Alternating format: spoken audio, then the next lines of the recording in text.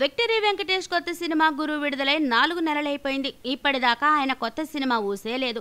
ఆయన తీరు చూస్తుంటే ఇప్పుడిప్పుడే కొత్త సినిమా ఏది సెట్ అయ్యేలాగా కనిపించడం లేదు.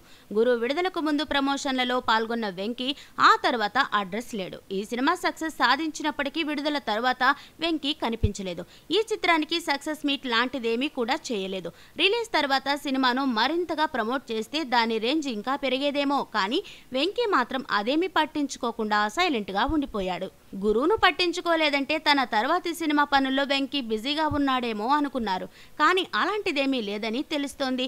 వెంకీ ఇప్పుడిప్పుడే ఇంకో సినిమా ఏది చేసే మూడ్లో లేనట్టు చెబుతున్నారు. నేను శైలజ ఫేమ్ కిషోర్ తిరుమల దర్శకత్వంలో వెంకీ ఆడాళ్ళు మీకు జోహార్లు సినిమా చేయాల్సిందే. కానీ ఈ సినిమా షూటింగ్ ఆరంభానికి ముందే ఆగిపోయింది. తర్వాత పూరి జగన్నాథ్ దర్శకత్వంలో సినిమా అన్నారు. కానీ అది కూడా ముందుకు కదల్లేదు. పూరి బాలయ్య సినిమా మీదికి వెళ్లిపోవడంతో ఈ ప్రాజెక్టు ముందుకు కదల్లేదు. అయితే పైసా వసూల్ మంచి ఫలితాన్ని ఇస్తే ఆ తర్వాత పూరి డైరెక్షన్ లోనే సినిమా చేద్దామని వెంకీ వెయిట్ చేస్తున్నట్లు చెబుతున్నారు. మరి పైసా వసూల్ ఎలాంటి ఫలితాన్ని ఇస్తుందో చూడాలి.